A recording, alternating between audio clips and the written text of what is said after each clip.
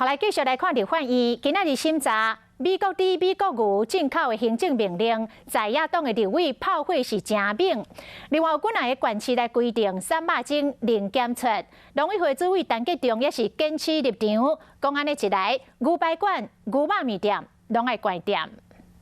如果全部的猪跟牛都要有所谓的莱克多巴胺的零检出，那我想不止牛排馆，那牛肉面店呢？农委会主委陈吉仲伫出席立法院经济联席委员会进前，对着有地方政府拍算要定食安自治条例，要求肉品莱克多巴胺是零检出，今仔日佫表达坚定的立场。现在国人吃到美国牛肉，每一年是3公斤，那美国牛肉都用莱克多巴胺，吃到美国猪肉的比例最多就是0.6公斤，那这样是科学吗？审查开放美国猪肉、美国牛肉行政命令，立法院国民党党团、民进党党团透早拢总加级的动员，